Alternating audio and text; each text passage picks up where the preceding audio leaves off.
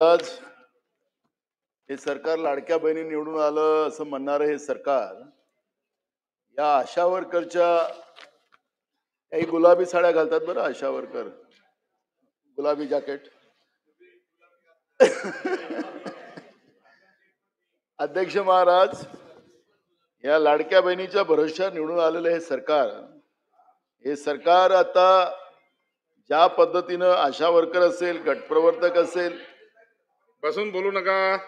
गटप्रवर्तक असेल, या सगळ्या याच्यामध्ये यांनी मानधन न देणं, त्यांच्या मागण्या अनेकदा आपण पाहतोय की भर पावसात आणि पावसाळी अधिवेशनामध्ये आशा वर्कर असेल, गटप्रवर्तक असेल, अंगणवाडी सेविका असेल, मदतनीस असेल, यांचे मोठे मोठे मोर्चे आपण पाहतोय आणि चिखलात ते लोक राहतात आणि आपण सरकार म्हणून त्यांना बोलवतो आणि आश्वासन देऊन त्यांना या ठिकाणातून जायला सांगतो, पण त्यांचे दर महिन्याचे पैसे सुद्धा आपण देत नाही. ही गंभीर बाब या माध्यमातून लक्षात आलेली आहे. माझा स्पेसिफिक प्रश्न असा आहे की या आशा वर्कर आणि गट प्रवर्तक या आमच्या भगिनींची किती परीक्षा आपण बघणार?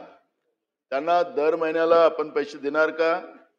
कारण की जवळपास 5 ते 6 महिन्यापासून त्यांना पैसे दिलेले नाहीत असं, आणि अनेक जिल्हाधिकारी कार्यालयाच्या समोर स्पेसिफिक मी तुम्हाला सांगू शकतो की कुठल्या कुठल्या जिल्हाधिकारी कार्यालयासमोर या बसलेल्या होत्या, ते पण आपल्याकडे माहिती आहे. आणि दुसरा महत्वाचा प्रश्न आहे की त्यांनी जी काही मागणी केलेली होती त्यांच्या मानधन वाढीच्या बाबतची, की त्यांना आशा वर्कर कर्मचाऱ्यांना जवळपास 24,000 रुपये आणि गटप्रवर्तक यांना 34,000 रुपये महिन्याचं मानधन देण्याच्या बाबतचं त्यांची मागणी होती. त्या मागणीबद्दलही आपली भूमिका काय ते स्पष्ट करा. माननीय मंत्री महोदय. सन्माननीय अध्यक्ष महोदय, सन्माननीय आमदार नानाभाऊ पटोले साहेबांनी जो प्रश्न विचारलाय, विशेषतः आशा स्वयंसेविका आणि गटप्रवर्तकांचं 5 ते 6 महिन्यापासून जे काही मानधन प्रलंबित होतं, ते प्रलंबित असणाऱ्या मानधनामुळे होणाऱ्या त्या सगळ्या लोकांची जी अडचण होती, विशेषतः त्या सगळ्या कर्मचाऱ्यांची, ते मानधन वेळेवर व्हायला पाहिजे यासाठीच त्यांचा आग्रह आहे. खरं तर हे मानधन वेळेवर न होण्यापाठीमागं मध्यंतरी एक अडचण झाली होती. वरच्या सभागृहात सुद्धा त्याच्याबद्दल आम्ही उत्तर दिलं की मधल्या टप्प्यामध्ये जानेवारी 2025 मध्ये SNS स्पर्श नावाची एक सेंट्रल गव्हर्नमेंटनं ऑनलाईन प्रणाली आणली की त्याच्यावरती सगळ्याच देशातल्या सगळ्याच आरोग्य विभागाच्या यंत्रणेने जावं अशा त्यांचा आग्रह होता. थोडीशी ती ऑनलाईन टेक्नॉलॉजी असल्यामुळे वेळेत ते सगळ्याच देशातल्या सगळ्या लोकांना थोडंसं ऑनलाईन जायला अपूर्णता आली होती. त्यामुळं तो एक हप्ता रखडला. आता तो रखडलेला हप्ता आलेला आहे. त्या सगळ्या लोकांचे पैसे वेळेवर आपण देतोय आणि पुढे सुद्धा, कारण ही 60-40चा रेशो आहे, केंद्र शासन आणि राज्य शासनाच्या माध्यमातून या योजनेची अंमलबजावणी केली जाते. भविष्य काळामध्ये आशा स्वयंसेविका असतील, गटप्रवर्तक असतील, यांची कुठलंही मानधन थकणार नाही अशा पद्धतीची कारवाई आपण करतोय.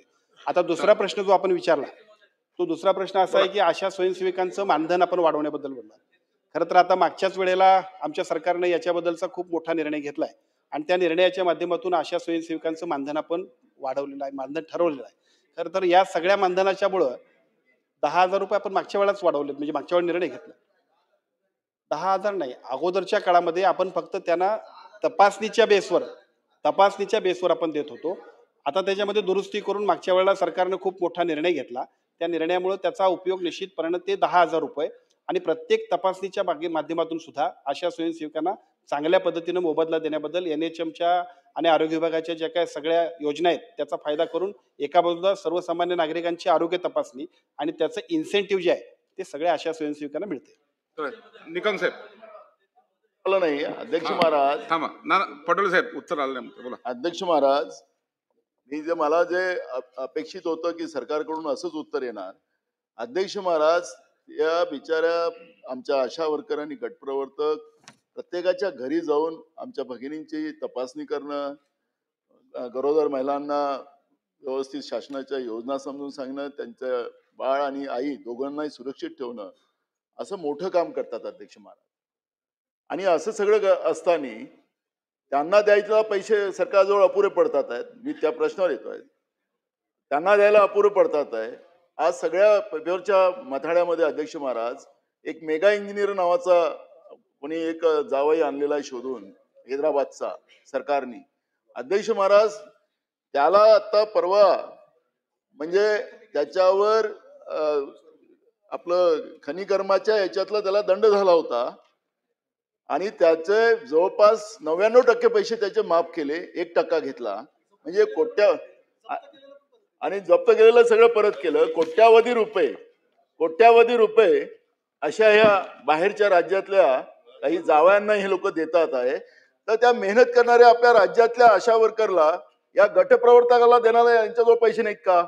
आणि राहिलं केंद्राचं, आपण सांगता केंद्र फक्त 2,000 रुपये देतं. आणि राहिलं केंद्रात जिथपर्यंत देत नाही तिथपर्यंत आम्ही पैसे देऊ नाही. पहिले तुम्ही द्या ना आपले पैसे. दर महिन्याला या गरिबांना पैसे मिळाले पाहिजेत ना.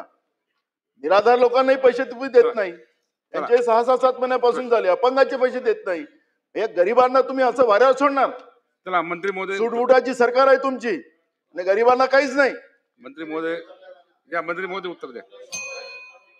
अध्यक्ष महोदय, सन्मान्य सदस्य नानाभाऊ पटेल साहेबांनी पहिल्यांदा जो प्रश्न मांडला त्यावेळेलाही मी उत्तर दिलं.